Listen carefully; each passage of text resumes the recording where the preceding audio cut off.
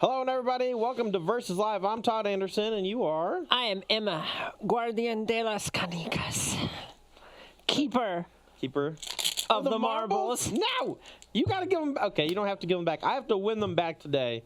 This is your one shot. This is one opportunity to seize everything you ever wanted for 1 week until Ross takes them back from you. I was going to do you only get one shot. Do not miss your chance to blow. This opportunity comes once in a lifetime. Who is that? The great American philosopher Marshall Mathers, I believe? LP. A scholar. So today we're going to be playing Modern on Versus Live with the new Mulligan rule. This is the London Mulligan that they're going to be implementing this weekend at the Mythic Championship, starting actually like tomorrow morning at 5 a.m. or something, whenever they... 5 a.m. Yeah, 5 a.m. I believe. It's going to be very early in the morning for us here on the East Coast in the United States. It means I get to sleep through all the limited. Yes, exactly. I love being able to sleep through the limited. I think this Pro Tour's actually, or this Mythic Championship's actually a pretty cool one to watch the limited, though, because no one knows what's going on. No, exactly. That's why it's bad, because no one knows what's going on. I want to watch them figure it out. Well, okay, first of all... I want to watch Twitter while people go, yeah, it turns out this card's busto, and I passed one. Oops. Yeah, I want to do the thing where everyone knows what the cards do. That's what I want, because we're going to see a limited format where, like, the players don't really know what the cards do. I'm going to see a card on screen and just have no clue what it does, because I don't recognize the picture, because it's limited. You just need to get good, Todd. I can't even draft to say it. I can't draft it yet. I don't know what you want from me. I believe it is on Magic the Gathering Arena today. Oh, it came out 45 minutes ago. Thanks. And I've been here since then Run with train. You could have been testing on, I'm sure our director has computers. Yeah, they don't let me use them. I'm not playing Arena right now. What do you... Yeah.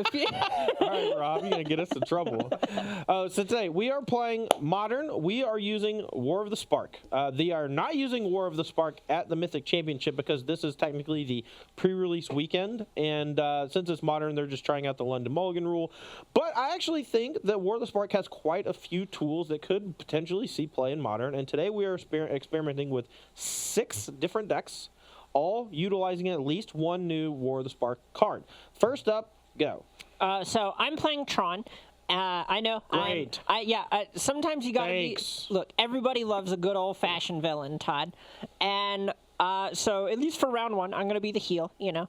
But I think Karn, the great creator, is actually incredible. This is a version of the deck that, as soon as I saw the card previewed, I thought, you know, that's close to really good, and I'm actually thinking about playing this deck at the Invitational, despite having played 0 games with it so far. Karn, the Great Creator, the static ability on the card is your opponent can't activate the abilities of artifacts. Nice credit star, idiot. Thanks.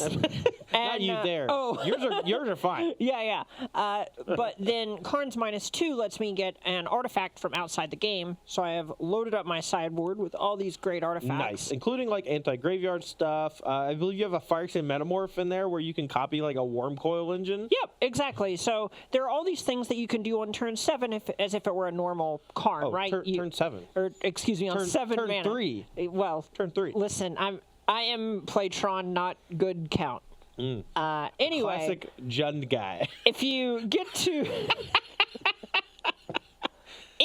untap with Karn, you can get Mycosynth Lattice, which turns everything into an artifact. Weird. So then if you have Karn and a Mycosynth Lattice, your opponent just can't use their lands anymore, and the game's effectively over. Yeah, and I think that is one of the bigger hyped interactions that we saw when Karn the Great Creator was previewed, and one of the things that actually made Mycosynth Lattice like shoot up in price because people are like speculating on it. And if it has a potential to be a good one-of in modern sideboards, you know, we see time and time again these older cards that see 1-of play, 2-of play in sideboards sometimes spike up to $10, $20, $30. I mean, I don't know. Like there's some really weird prices in Modern, and it's going to be cool to see if Mycosynth Lattice is actually the real deal. Because obviously, if you land it, like if you can untap with a Karn, you know, and minus it and go get a Mycosynth Lattice, that's it. That's the GGs. Yeah, but even then, there are all kinds of other cool things you can do. Since the Karn only costs 4, that gives you 3 mana left over on your Tron. On 3 mana in Artifacts in Modern, you can get up a Trinisphere, you could get Chalice of the Void and put it on 1, you could get Ensnaring Bridge, which Bridge seems like a decks good one by itself. Yeah. there's a lot going on, and I'm really excited to finally get some games with this deck today. So, what about you? I'm going to be playing kind of an all-in Death Shadow deck. The new card I'm going to be utilizing is Dreadhorde Arcanist, and this is me trying to flex the muscles of Arcanist, because I'm already under the impression that it's going to be bananas in like a fair Grixis or Temur shell, where you just play it with a bunch of 1-mana cards that either cycle, kill a creature, or maybe like Vapor Snag where you get to bounce a creature. Like just cheap interaction that all cost 1 mana. Dreadhorde Arcanist being able to do that every single turn makes it start to look a lot like another Snapcaster Mage, and that's something that really excited me when I first saw it. Obviously it functions a little bit differently because you don't get the immediate card, but if you can do something like play a Delver of Secrets on turn 1 and your opponent is like, holy crap, I have to kill that immediately or it's going to run me over. Or say like a Grim Lavamancer or anything like that. Your opponent is incentivized to kill that creature immediately, and if they don't, it's going to run away with the game. And then you follow that up with something like Dreadhorde Arcanist, and then if you're playing Mutagenic Growth, it's protected from Lightning Bolt, plus it allows you to play 2 or 3 mana cards. And then as the game progresses, you just start playing magic naturally. You cast a Lightning Bolt on their creature, and then you attack and you bolt a second creature. Or you play an Inquisition of Kozilek or a Thoughtseize, and then you get to do double up on it. And that kind of interaction over the course of the game is something very akin to Dark Confidant or creatures that generate advantages every single turn if they're not dealt with. Right, and the cool thing about Dreadhorde Arcanist, and we see this with cards like the Delve cards, Treacher, Cruise, Dig Through Time, etc., all that card really needs you to be doing to be a great card is it just needs you to play Magic. Yes. Just play, and this card's going to go way over the top. And you brought up Dark Confidant. That's a great example of a card that if you get to use it once, twice even, it snowballs so unbelievably quickly. The fact that this even has a sort of card selection element to it, since you know what card you're going to be casting, is just unbelievable. So I think there's a lot of potential there. Yeah, I think it's really going to shine in Legacy. I'm personally under the impression that it's going to fundamentally change how Legacy decks are built, because people need to have an answer to this card. There's a 4-mana card in Grixis. It's one of the commanders whose name I don't recall, that allows you to effectively Snapcaster Mage once per turn, every turn. Sure, Cast Dissonant Mage. Yeah. Yep. So this card, to me, feels like a 2-mana version of Cast Dissonant Mage, except you just don't have to pay the cost. And all it requires is attacking, which is not that hard to do. And as a Grixis deck or a Red X deck, a lot of times you're just going to get to double up on a removal spell and clear 2 creatures. And if your opponent just can't handle it, then you start to get the other interaction going. And I don't know. I think the card's really messed up, and I'm very excited to play it today. The version of the deck I'm playing is featuring Become Immense, which pairs very nicely with Dreadhorde Arcanist because of the +6/+6. Lets you cast it again because it has 7 power. And it effectively lets you attack for 13 on turn 3 if you can fill up your graveyard with various things. And that's the small. Yeah. So we're pairing that with Death Shadow, Thoughtseize, Temur Battle Rage. So that kind of deck that we've seen on and off again for the last few years. So. All right, let's do it. All right. Any questions before we get started, Mr. Robbo? We do have several. Ooh. Let's do 2, and then we'll save some more for after game 1. All right. So, Shadfry wants to know, will God Eternals see play? In Modern? So, I think it is possible. This is something I joked about originally, but when Jace first got unbanned about a year ago, I played a lot with the Taking Turns deck, and it felt like it was really close a lot of the time. And God Eternal Kefnet gives you a really great card to swerve into that also just plays with the combo you're already playing. Like, people aren't leaving in removal against your deck, but a 4-mana 4/5 flyer is actually just pretty real, especially since it can, effectively never be dealt with outside of counterspells, and counterspells are pretty bad. Not great in Modern. Yeah. So I don't know. It would not shock me if you were to see that card show up in Taking Turns decks. And does Ilharg the Rage Board, does that count? Because that card's just better than Through the Breach a lot of the time. Well, it doesn't have haste itself, right? No. So it's not. I mean, How are you seriously playing a Dreadhorde Arcanist deck, comparing it to Snapcaster, and going, well, it's not immediacy, but it's repeatable? And then when I go, this not repeatable thing, or this repeatable thing that's not immediate, you're just like, it's not the same. Look, I know it's not the same. My bad. One more. I do think the board is maybe pretty good with Goryo's Vengeance in that shell. Like, it lets you double up, which is quite a bit of damage. Yeah. I'll say that. Okay, so just I think that card is very good because a lot of the cards that attack the Through the Breach deck, Spell, Pierce, Dispel, etc., just don't do anything to that card, and it also functions by itself where Through the Breach does not. So it naturally works well against things like the hand disruption elements that people will use to kind of attack those combo decks. All right, so this isn't about Modern, but It's great. Davian Slokovich wants to know, what was the best Week 1 Standard deck you've ever played? I won a Week 1 Open with Jeskai Miracles in... That was Azorius Miracles. No, it was with Flush Red Pillar Flame. Pillar of Flame. I think I had some red in the sideboard. Look, Pillar Flame was a real Magic card, especially when you paired it with Snapcaster Mage, because things like Geralt Messenger were so insanely hard to deal with, and the mana bases were just easy. But yeah, you're right. It was Azorius with Pillar of Flame and some sideboard cards. So that deck was really strong, although, hilariously enough, we didn't play Sphinx's Revelation at all. We thought it was bad. We thought it cost too much mana. Oh, I remember that. Yeah. Yeah, and we were playing Jace, Architect of Thought, I think, was the one, and that was our card advantage engine. Card was great. Along with things like Think Twice, and we just had, the Miracle Engine. But, yeah, that deck was sweet. Yeah. I don't know. And you? So Week 1 Oath at the Gatewatch Standard, I played Rally the Ancestors, and that was kind of my breakout weekend as a Magic player anyway. I got my first article on SCG that week, and so I gonna have to go with that. I was the highest finishing Rally player in the tournament. I came in 9th on Breakers, but I beat 3 people in top 8 and lost to 1 person in top 8. So I had... it definitely felt like one of those where if my Breakers had been better, the tournament was mine to win. All right, well, let's take a look at our opening hands. I'm going to go first because you are defending the marbles, and the marbles go second in game 1. Whatever you need, buddy. Yeah, I do need it. I got to give myself an advantage. Okay, that was a rule we implemented only like 3 weeks ago, so relatively new. I got to cheat a little. All right, my opening hand is okay. We potentially have a quick Death Shadow. We're obviously multiple Street Race in hand. We need to get a little lucky off the top. But I'm going to keep this hand. And we are doing the London Mulligan, so how's yours? Are you going to take a London I have Mulligan? 1 Tron land. And? 6 other cards. So we're going to go to 6.5. 6 sevens? Yeah, I am mulliganing to 6, but we'll be drawing 7 after. And then putting one back on the bottom. Yeah. Do you choose if you keep after you put one on the bottom? Or, for us, it doesn't really matter, but... Technically, you're supposed to put it on the bottom and then say keep. But most of the time, you're just going to shortcut and mulligan again. The trick is that if you play Serum Powder in your deck, you're supposed to put it on the bottom. Then choose. And then if you choose the Serum Powder, you mulligan that many cards with Serum Powder and not 7 again, which is what we were confused with. So I'm looking at this 7. This is really close. Well, hold on. I guess I got to...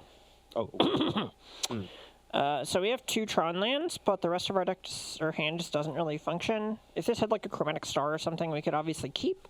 But the cool thing about Tron is that you don't actually need very many resources to do its thing. That's why it's so busted with the London Mulligan, honestly.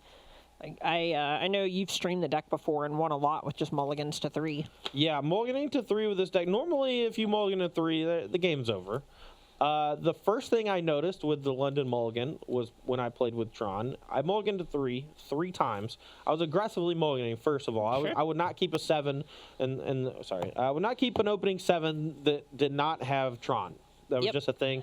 Or like 2 Tron pieces, Star, and a like Ancient Stirrings or something. Like that is an acceptable keep. And then I mulliganed to end up going to 3 multiple times, and my 3 almost always had Tron piece, map, or Tron. And like, you just gotta hope the top of your deck is good at that point. Yeah, your deck's all just like Tron lands, things that cycle like Chromatic Star, and then hits. So it feels much closer to like flipping coins, than having to really get that lucky. All right, so now you're on. I'm going to 4. All right, 1, 2, 3, 4. Keep 5. 6. So the London Mulligan doesn't matter. You would have kept on 4 anyway. That's true, actually. Ironically, I think I'm putting the 3 extra cards I drew on the bottom. Okay. So. Well, let's start our game 1 here. We're gonna fetch, and I I don't need green at the moment, but I might draw Becomement. So since I have the basic swamp, we're just going to get a Stomping Grounds first. Since the majority of our 1-drops, obviously if we draw another Street Wraith, we would be able to play a Death Shadow here. But since we're already cycling 2, I don't think we're going to have another one. Or I don't want to have to bank on another one. Maybe I should just get... I'm just going to get Black-Red anyway in case I draw Thoughtseize. Sorry. How dare you? Sorry. You steal the play. I've mulled the 4, and you're taking back here? I'm at a huge disadvantage. Look, with the new... there are new rules in place in competitive Magic that allow for some amount of takesies, backsies. They're only... That is true, yeah. Yeah. And in this scenario, I have not progressed the game. No information has changed. I could take these backsies. Todd, you know I have an Ursus Power Plant in my hand. Do I? You've gained information. Do I? All right. Cycle Tree Wraith. 15. Cycle Tree Wraith. 14. Ooh, Drew 13, Thoughtseize. 11. Ooh, so Tron map will take map. I'm the map. I'm the map. I'm the map. I'm the map. We go. Go. 3, 4, 5, 6, 7, 8, 9. Okay. Let's go. Target myself. It's a bobble. Whatever. Go to 8. Play a shadow. And here I will get black-green just in case I need it. Alright, so I'm drawing. You know I have this Worm Coil Engine in this tower. Yep. I'm going to pass. Alright, so I'm at 8. I'm going to draw a card off of the bobble. This is still during your upkeep. Yeah. Whoa. In that case. My go? Unfortunately for you. Oh. Unfortunately for you. Am I about to take 18? You're going to go to 5. You're going to take about to a lot more than 18 damage. Hold on. We're doing it. In the immortal words of that guy from that movie, show me the money. All right, so we're going to go Monastery Swiftspear. We're going to go to 3 and target the Death Shadow. And then we're going to Team of Battle Rage the Death Shadow. And there's 3. This is a 12/12, so that's 27 damage on turn 3 with a Thoughtseize. And we didn't even get to play Dreadhorde Arcanist. It would have... all right. Not bad. As a matter of fact, it would have only been 23 points of damage without the Thoughtseize. Interesting. Don't forget. Interesting. There is some pretty cool math sometimes with Death Shadow and Mutagenic Growth and Team of Battle Rage because it's just such a weird card to see. All right, well, step 1 in the books. Win game 1. Now, I'm feeling good. Now we're going to get Tron with them on the play. Yeah, you would have super lost that game on the draw. Yeah, I mean, I would have just taken your... That's not true. I would have just taken 21. Well, I block your Death Shadow with Worm Coil, and you first strike it down. I probably would have Thoughtseize the Worm Coil, and then you had to draw another Worm Coil or a Karn. But if you drew another Worm Coil or a Karn, I was in trouble. I like the sound of that. I'm in trouble. Thanks for the advice. I think I'm going to try doing that this game. What, winning and being on the play? Yeah, you get it. Oh, okay. All right. You're up first. That is true. All right. 3 and 7. Ooh, that's a good start. Oh, the starts keep coming. Let's do it. Ready? Yes. All right, go. Yikes. All right, let's go to 17. Attack with a Monastery Swiftspear. 19. Here we go. Go. Cut. Let's go to 14. Let's get Stomping Ground. We're going to play a lot of games today, I think. We'll play another Swiftspear and a Thoughtseize. Trigger both these. I'm going to go to 12. I got a full house. That's not true. It's a 2-pair. Oh, well, just take Oblivion Stone, I believe. I don't know. Everything else is the same. Attack for 4, put you to 15. Yep, I'm going to get my other Tron piece. My go. Yeah. All right, let's do this.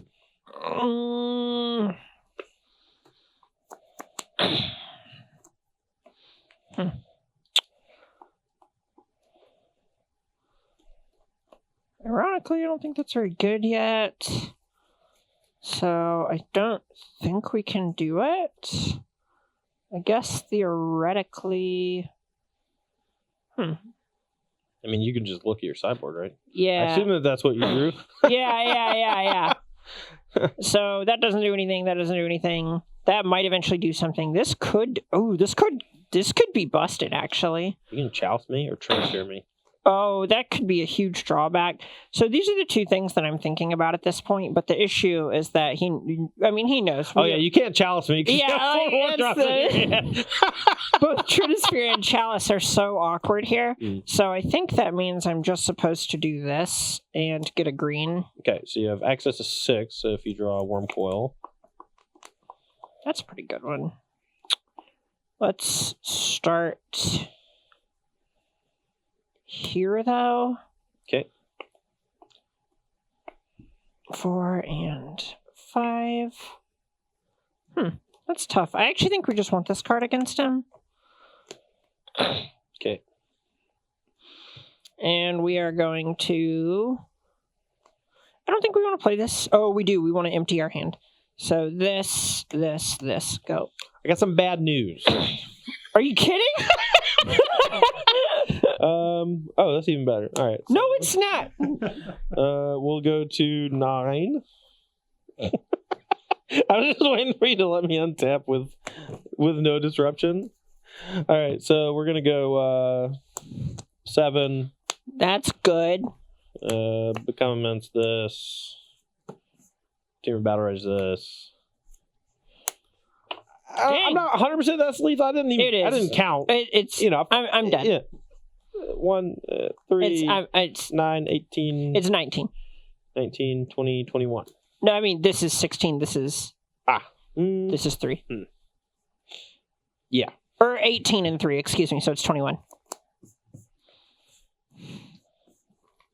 That's 2 turn 3 kills already with my Dreadhorde Arcanist that I haven't drawn yet. I was about to say, no. Those are 2 turn 3 kills with your Monastery Swift Spear Death Shadow deck. Yeah, and if you had killed both my creatures, maybe I would have drawn a Dreadhorde Arcanist and cast it, and then I would have become immense twice. Okay, Sharon. You know what, buddy? You're so right. I just want you to take a minute and bask in your correctness. Oh, yeah. Okay, do you want to do sideboards or no? How many games are we playing? What time is it? 22. We're playing 5 of this 5? match. Yeah. Okay. Or we'll do best of 5. So if it's like a 3-0 or a 4 or 3-1, probably stop. Sure. Do you want to board? I don't want a sideboard. I hate sideboarding. All right, I just want want a best of 1 forever as long as neither player plays mono red. I mean, we're doing it, I guess. Okay. All right. Any questions here for us, Robbo? We got some time to kill. Slagster wants to know: will Teferi see play in Modern? The new Teferi from War of the Spark. I personally don't think so, but that's mostly because mini decks in Modern operate at sorcery speed anyway, so the static effect is not that good. I do think it'll see sideboard play, as it's a very powerful effect in any blue mirror. Yeah, I agree with everything you just said. I just don't think the card's that good, unfortunately. Like, if it could bounce a non-land permanent with the minus ability and stay alive, I think it would be a lot better, but it can't bounce opposing planeswalkers, which I think is a pretty rough hit to it. I think a lot of the issue with the Teferi is in control mirrors, you need cards that provide some sort of inevitability or something, and that card just doesn't do that. Sure. So even then, it's not like... If your opponent isn't a counter-spell grindy deck, then they can just ignore it. Mm-hmm. I don't know. We're... All right, I'm going to mulligan too, so we're both going to draw 7, but then mold a 6 via the London mulligan. Mr. Robbo? So Zem Noahs wants to know, do you think that the London mulligan will see any bans before Modern Horizon comes out after this Pro Tour? If they keep the London mulligan around, I absolutely think that they'll ban at least 2 cards. I don't know what those 2 cards will be. I would love if they banned Urza's Tower / all 3 Urza's lands, just because they could ban 1, but that seems silly to leave them all. I would just ban all 3 as like a statement or whatever. Talk about kicking someone while they're down. It's like, yeah, I can't lose to it, but I don't want him to play with it either. Okay, full disclosure, we played like 3 fun games before we started, and Emma won all 3. So keep talking. As is. Do those count for the marbles? No. Then they don't count for the smack talk either. Okay, that's fair. All right, I'm not cutting your deck. Just Too good for that. 4, I get it. 7. Ooh. All right, we'll keep. We are going to put this card on the bottom. I think I'm gonna go to 5. We have 3 copies of Teamer Battle Rage, and I can only get rid of 2 of them, or 1 of them. But that's what's better than 1 Teamer Battle Rage? 1 Tumor Battle Rage. Oh, that was a pun I don't like. I don't like it either. Can Rob, we? Save us. Save us from the awkward. So, will Liliana's Triumph see decent modern play? And if you were going to put it in a deck, like it obviously would likely go in green, black, X, what would you replace with it? I don't know. I think it's good. Yeah. Yeah, it's like a fine card. The issue is it's particularly good against things that go all in on a single creature, and there's nothing, at least off the top of my head, other than like Grixis Shadow, that really is planning to go that tall or anything. Like, obviously, it's a fine board card against Hexproof and Infect, but green-black is already pretty okay against those.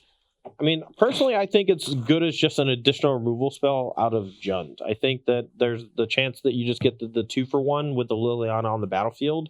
And if that ever happens as a Jund player, I think the game is basically over. Sure. And, I don't think you want to play it as just like a one-of or whatever. And I think it's like you want to play 3 or 4 of them in your 4 Liliana the Veiled deck. Sure. As like that extra removal spell. All right, so my 5-card hand. Probably keeping this one no matter what. Okay, so we'll keep this one. We'll put back. How great would it be if they did that and then stopped playing all those awful Tireless Trackers? Yeah, Tireless Tracker. What if instead of that card advantage engine, they had a playable one? That would be ideal. Okay, so are we on my hand? I want to talk about it a little bit if we could. Yes? Yeah. Okay, sorry. So on my side, we are going to 5. We're definitely keeping this hand. We definitely want to keep the land and the Shadow and the Thoughtseize. All right, these are 3 cards that we're 100% keeping. Now, as far as the rest is concerned, the Mutagenic Growth is only really good when it's like an extra piece that I think we actually just get rid of like. I don't know. I think we maybe just get rid of like Swiftspear Shadow, and we just keep 1 Shadow plus Mutagenic plus Battle Rage, but that seems loose. So maybe I just want to keep the Battle Rage and not the Mutagenic Growth and just hope that I draw things that pump Shadow. All right, I think I'll do that. All right, you're up. Go. It's not going to matter. I'm just going to get clowned, I'm sure. I'm really looking forward to it. Yeah, since I'm already played the map, I think I can wait a turn to use the Thoughtseize, so. Smart. Right. You're 17, I'm at 19. Yeah, your turn. I think people fire off that kind of stuff way too frequently.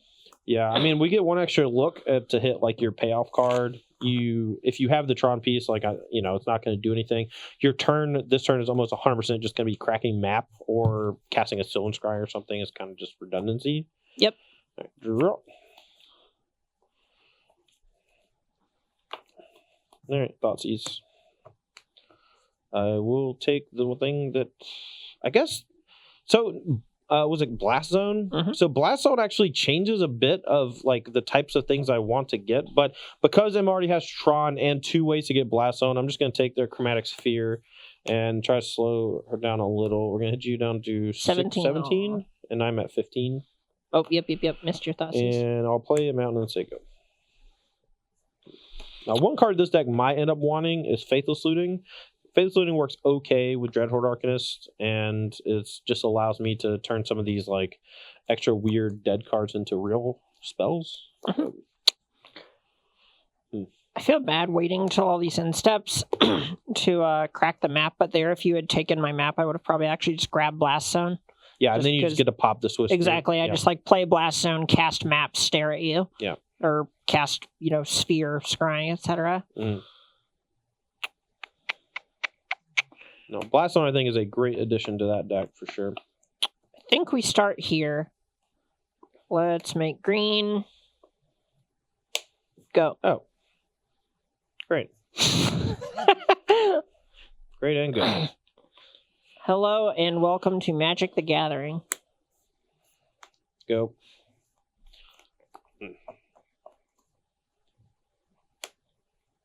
Well, you draw another one?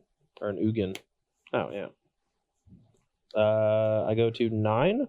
You're at what? 23. 23. All right. Go. Oh, wait.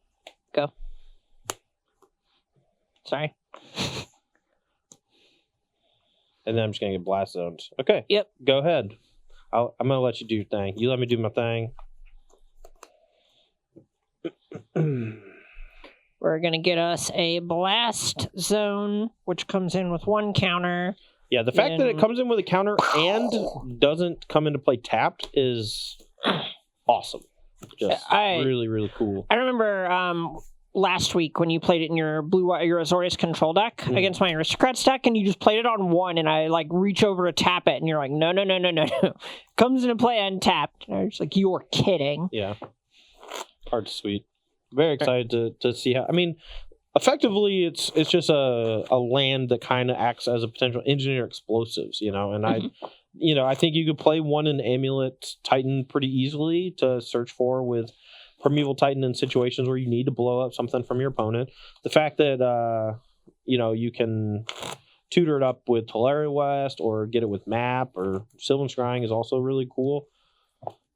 But all right, I think we sideboard now. Why? What do you want to bring in? No, if you have cool things to bring in, we can do that. I have some really bad cards in my deck. Walking Ballista is embarrassing. Okay, feel free. You sideboard all you want. I don't have any sideboard cards for you. No wonder you didn't want to board. I don't know. I have a kind of a transformational sideboard where I board out my cheeky stuff, my combo pieces and stuff, and board in just like Hooting Mandrills and removal spells and Lilianas. Sure. Veil might be okay against you, but the fact that you're like fine on a Molda 3 means it probably is not good enough. I believe this is all that I am doing. Swaggy! Tusk might just be too slow against you. I don't know, but the ballistas in particular just don't really have text boxes. Yeah.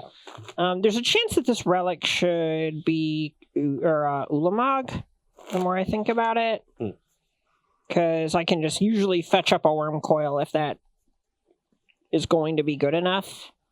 So I think I'd rather have Relic. Relic also has like a secret synergy with Karn in being able to help you rebuy artifacts. Yeah. So you can just tap it, target yourself, and oh, did I just shuffle those 2 cards and those ballistas in my deck? Maybe. It's not my fault. You distracted me. All right, while Emma's figuring that out, Rob, you want to take a break or you want to take some questions? Your pick. Oh, we can take some questions. Hit me. Crucian wants to know, do you think Ashiok is broken in Modern? I have a deck with Ashiok today coming up. Deck number 3 for me is going to be Dimir Mill. 2. Deck 2. Deck 2. Deck number 2 is Dimir Mill. Nice. And I don't think Ashiok is good for the reasons people are saying. I just don't think the whole turning off fetch lands thing matters that much. Like, it sounds very cool that you can turn off some of your opponent's lands, but if you can just untap with a 3-drop Planeswalker several times, like, you're going to win anyway. Yeah, except you need the Planeswalker to, like, progress to something, I think, to win, personally. Yeah. I'm not sure that the Mill 4 effect... I mean, obviously, in a Mill deck, like, your opponent has 60 life and is, like... And Ashiok is basically minus deal 4 damage or whatever. Yep. Kind of. That's how you have to think about it. So, I don't know if it's like a strong enough effect. I'm curious myself. So, all right, let's take a look at my opener. Ooh, we have a good one on the play featuring Dreadhorde Arcanist. I'll take it. I think my big problem with Ashiok is that it's just so slow when people usually crack their fetches first to get tap lands anyway. Mm-hmm. I don't know. There are times where it is probably going to be very good, but for the most part, I just think Ashiok is not actually going to have the effect that people think it will. Will Polium says Ashiok is the Amulet Mirror Breaker. I mean, I think it is very good in the Amulet Mirror, that's sure. It also is a weird colored mana cost. Like, obviously, you can double blue with Tolaria West. Oh, I get a 7th card. Yes. Yeah. Obviously, you can double blue with Tolaria West activations or whatever, but, like, That's not easy to cast early. It's not easy to get double blue until you Primeval Titan. So this is weird, but I actually think I'm just going to keep this hand, even though it doesn't have turn 3 Tron. We're very positive it has turn 4 Tron. Okay. And that's probably good enough most of the time. So. All right. Let's start off going to 17, and I'm going to sequence this in such a way. Let's get to my hand real quick. I want to explain how I'm going to sequence this and why. So we're going to start off actually with Soulscar Mage, and we're going to go into Dreadhorde Arcanist on turn 2, and then on turn 3 we're going to play Swift Spear and another card, because even though we could get in one free point with a Swift Spear here because it has haste, we'd rather have multiple creatures with prowess attacking on turn 3 when we actually first start casting our instants and sorceries, because we catch up on damage and then some. Okay, great. All right, so I'm going to be at 17. I'm going to play a Soulscar Mage. My go? Yeah. All right, well, business as usual. All right, well, we are going to untap, draw a card. I'm going to go to 14 and play a Dreadhorde Arcanist and attack for 1. It takes a little bit of setup 19. to get Arcanist going, but actually I might, yeah, that one. That's not bad. All right, well. Okie dokie. So I'm basically have turn 4 Tron. We could have maybe prevented that by just casting a Thoughtseize on 1, but with 2 ways to search and a multiple draw steps, I don't think that it's that likely. Yeah. All right. And we're doing the scrying instead of cracking the map just to make sure he can't Thoughtseize our Tron piece out. Can I kill you this turn? Are you kidding? All right, hold on. Again? 6, 12. All right, so I can Thoughtseize 3, 4, 5. Two mutagenic growths become immense kills me. One moment. Okay. I'm gonna give me a sec. Okay, let's go to 11. Yep.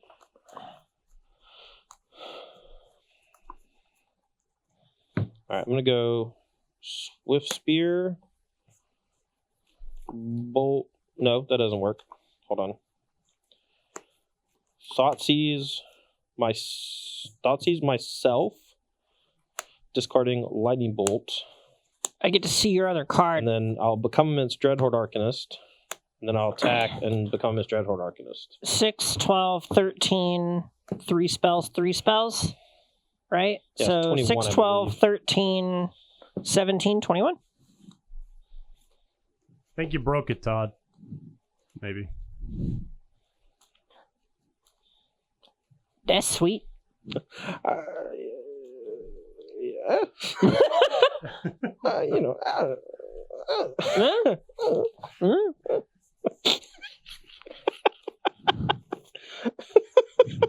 Who needs Gataxian Probe?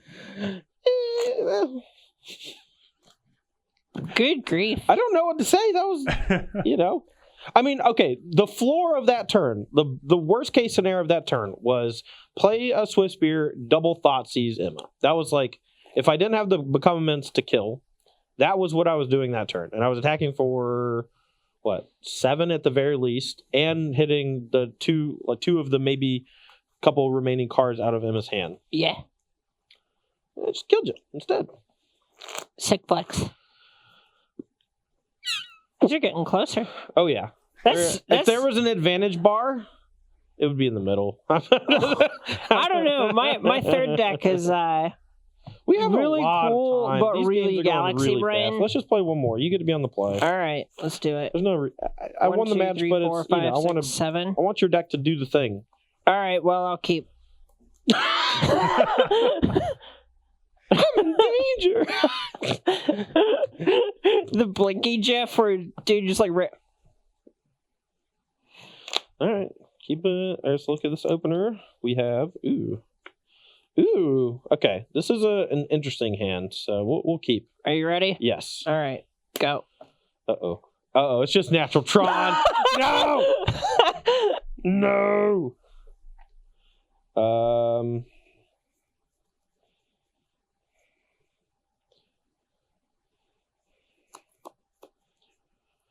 right. 15. I don't know. Pick one. No, you pick one. Okay. I'll take Karn because I will hopefully get to attack with my Dreadhorde Arcanist on 3 to take the Ugin. That is my goal. I don't know if it's going to work. I'm at 15. Here we go.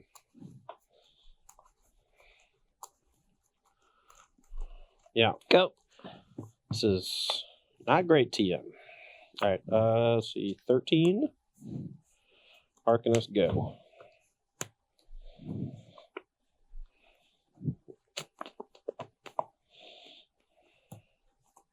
Green. Yes. Yep. So I don't actually want to crack this just yet. In case we draw a green spell next turn. Go.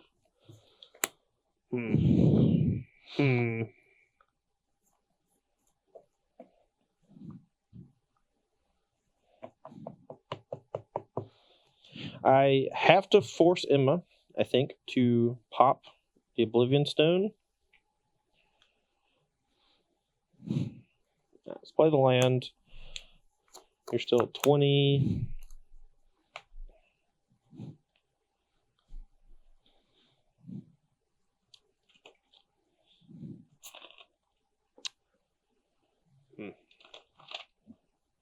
I can hit you for 15. Weird flex, but okay. Not quite good enough. So, let's just attack and Thoughtseize your Ugin. I'm at 11. And then I will play a Death Shadow. Sure. Say go.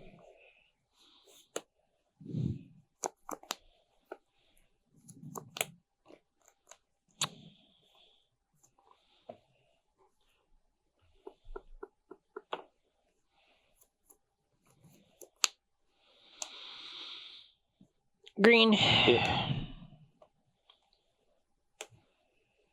Go. All right, and here, Emma's basically just not going to pop it if I don't do anything, because I'm just attacking for 3. So I'm going to burn a mutagenic growth targeting Dreadhorde Arcanist. You're at 9. And then I'm going to declare attack. Sure. Attack with both of these. I will mutagenic growth the Dreadhorde Arcanist again. So it's 5 and 4 for a total of 9? Yeah. Sure, I'm at 11. Okay, go. How'd you 19 going to 10 on the 9? I believe you. Okay. Yeah, I missed the Thoughtseize thing. Todd, what are you at? All right, so I'm at 9. I didn't actually do anything there because he's still just not actually attacking for very much. And when my deck has all these Planeswalkers and stuff that just kind of win if I get to untap with them on the battlefield, I would much rather set up a situation in which I can just crack this to blow up his things and then have a Planeswalker. Mm-hmm. His deck doesn't really have a ton of reach. I'll probably crack it next turn, but for now I think I'm actually just okay with things as they are. Mm-hmm. So let's draw. Yeah, I really want to draw like a Thoughtseize there so I could potentially threaten a double Thoughtseize without burning my mutagen growth. Yeah. Goes quick, right? Yeah. So we could theoretically do something there, but I think for now we would rather play a forest. No, we don't actually want to do that, huh? That's tough. So we could we could Worm Coil and put a fake counter on it, but I think I still just want to threaten you, so I'll pass. No blocks. Yeah, we'll do this. All right, let's go Dreadhorde and Soulscar and pass turn. All right, something good.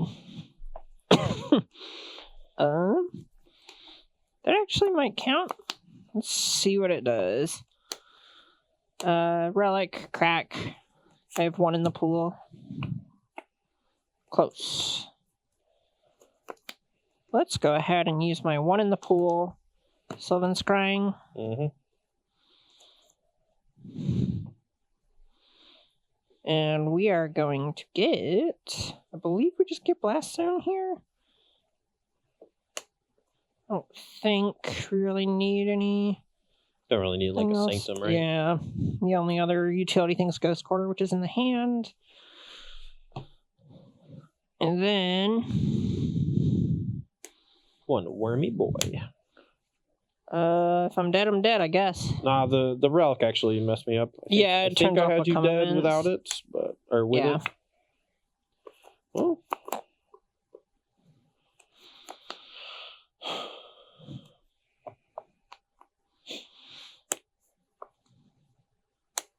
Go. That's a good one. Yeah. It's not bad. All right. 1-2, down to green. Yep. Go.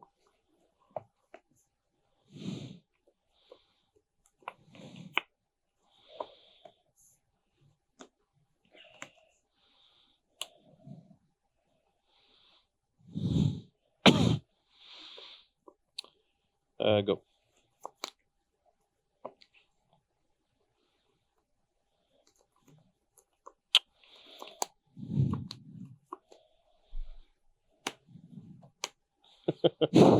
All right. Combat. Sure. Oh, that's horrible. No, it's fine. I have Blasting. Okay. I'll go to 3. 16. Go. I'm going to go to 2.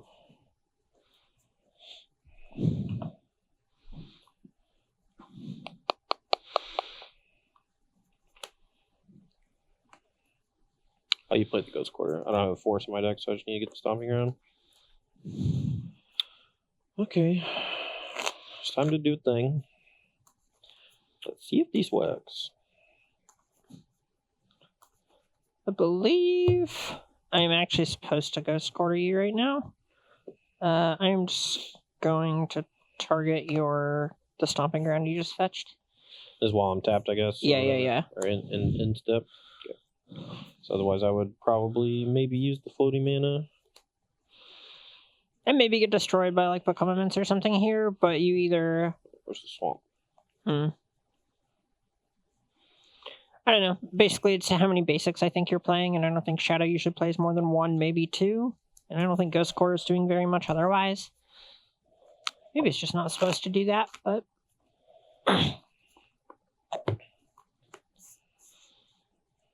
Alright, I will draw.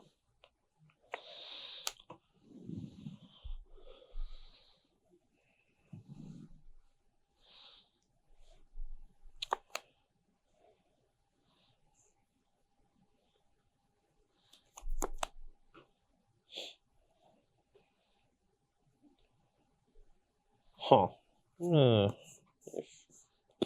Don't like this thinking. No, sir. I think I can only beat you if I trick you. And I don't like games like that. You don't want to embarrass me in front of a few hundred of our favorite people?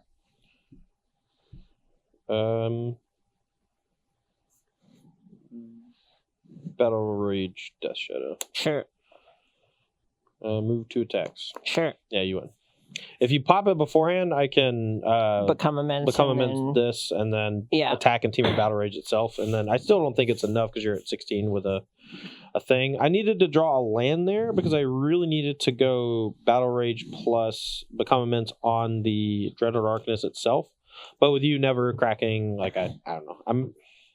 Maybe you should have tried to offer a trade with a Shadow earlier on something, but probably not. Sure. It was just a tough match. Once Tron gets Tron going, it's really difficult for very many decks at all to do much of anything. So right.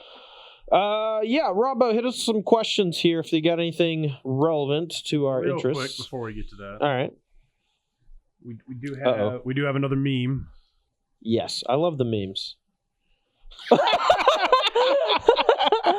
Is that from Dan? That is from Dan, yes. Dan the man. The best. Yeah, I love him.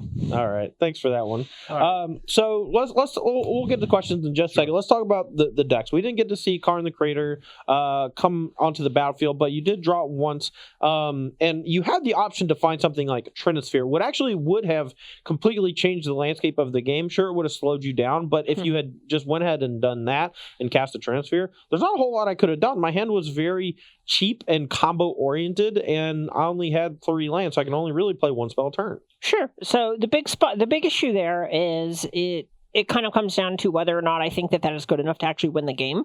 But I think specifically one of the big things about Karn here is the anti-creature plan is basically Ensnaring Bridge, Bottomums, and Metamorph, and, which are good against either you dealing a lot of quick direct damage with something like Burn, which is where Bottomums shines, having a big thing like one Death Shadow or something like that, which is where Metamorph tends to shine, or having several big things, which is where Ensnaring Bridge is also fine. And the fact that you just have it wasn't go wide, but you had more than one power prowess creature, it meant that my Ensnaring Bridge was basically never actually locking you out of the game.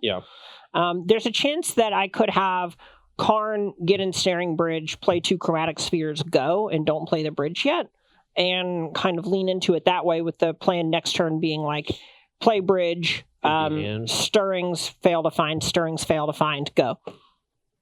Maybe. Yeah. But that's the type of thing where I still think I died if I did that, but it didn't feel like Trinisphere was good enough when I have all those cards in my hand, since if I don't actually get to cast anything the turns that I can trip, I'm not actually really progressing towards winning the game. So if you get 4 more turns of attacking unimpeded, that's pretty close to what we saw there anyway. Yeah. So I think Karn Great Creator is great because it gives you access to this kind of toolbox package. But how do you feel about maybe playing Karn in a different artifact-based deck? Maybe not one that is Tron-oriented, but one that does play Ensnaring Bridge, and you just have this 4-mana Planeswalker that becomes basically any card in your sideboard. Yeah, it's very possible that ends up being good in like the War Prison deck, for example.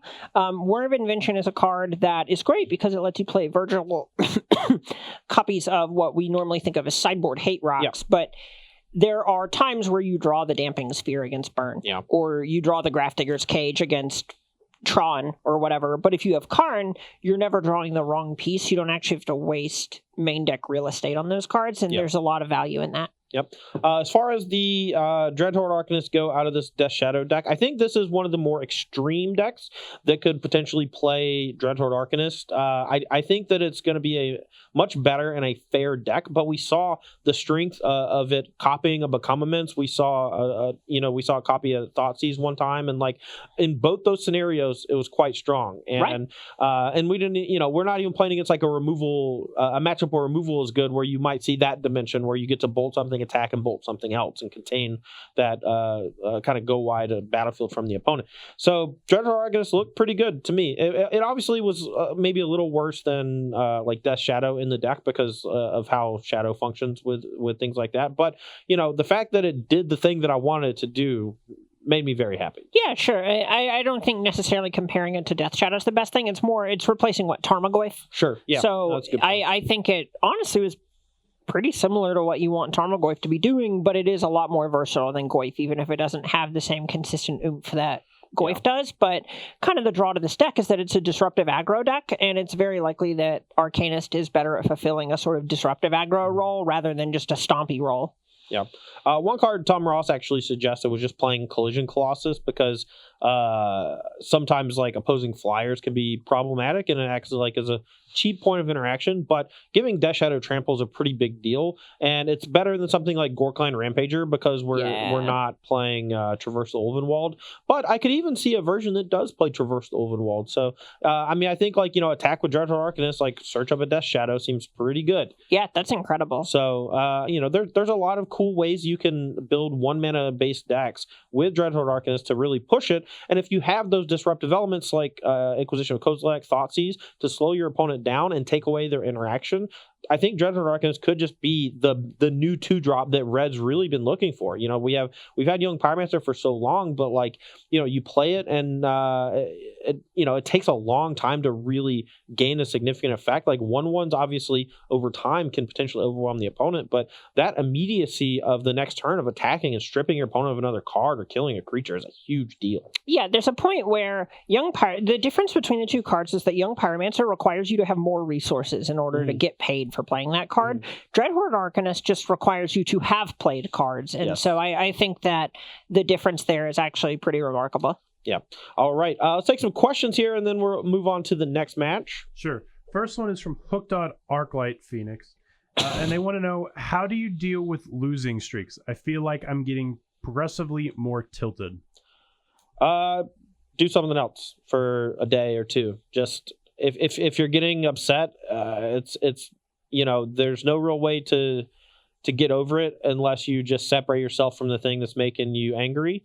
Or at the very least, I found that it's just helpful. Like there are a lot of times where in the past where I burned hundreds of tickets on Magic Online, just like selling my deck and then buying another deck because I was so pissed off basically that I was losing so much. And like you're just going to make bad decisions. And if it's just arena, if it's tilting you and it's arena, I don't know what to tell you. You're playing for nothing. Just like, go draft or something. If just do a different thing, a different activity to just get your mind off of it for a little while.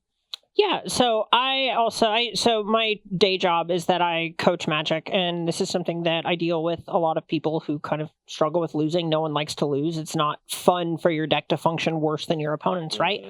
The thing that I always try to tell people is just to remember that losing isn't permanent, and the goal in Magic that I try to I've internalized and I try to instill in other people is the goal in Magic it is much more about the process than the end result. Yes. So if you just work on enjoying playing Magic rather than the last turn of each game, then I think that's a lot more rewarding in the long run than focusing as hard on how many tickets you're up, how many how many match points you're accruing and so forth. Yeah, and if you're testing like new decks whenever a new set comes out, I always just try to see if the overarching thing I'm trying to do works once. Like if I play 3 or 4 games and I get beat really bad by an aggro deck or a hyper control deck or whatever, but there's the one game where I assemble the infinite combo or I do the fireball for 20 or the kick fight with fire with a primal wellspring or something. Like if I get to do the thing that I was trying to do, that is usually enough to bring me back down. I'm like, then I'm like off tilt. So if I would say more so just like look for the things that bring you joy. And in Magic, oftentimes for me, that's just seeing something I built actually work. And when you're working with new cards that you're experimenting with and stuff, like oftentimes, like for me, that's enough. And I think it could be enough for you too. Yeah, I think that's a good way to put it. Like you just have to find what makes you happy in the game. I like, not to sound like, oh, woe is me or whatever, but I have like one open top 8 lifetime. I don't win very much, but I really enjoy just playing different things, learning how the ins and outs of Magic works. And I'm obviously in the position I'm in because I like to think that I know a thing or two. So just try to figure out what can make you happy in Magic and focus on that and understand that you should try and tie your happiness in Magic to the things in your control rather than the things out of your control. All right, say a couple more.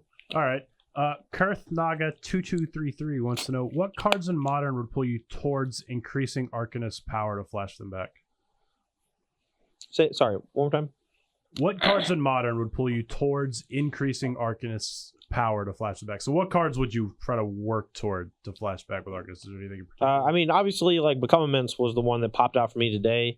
I think just worrying about filling your deck with 1-mana cards that have a wide range of interactivity as well as versatility, I think is important. Like you want to be able to sometimes go like attack with Arcanist, kill a thing, or attack with Arcanist, draw a card if your opponent doesn't have anything, or attack with Arcanist and make them discard. So that's why I think like a kind of a tap out Grixis control deck might be like a really good place for it, because you get to play the Inquisition of Kozilek and you get to play the Lightning Bolts or Fatal Pushes and also the Serum Visions or whatever.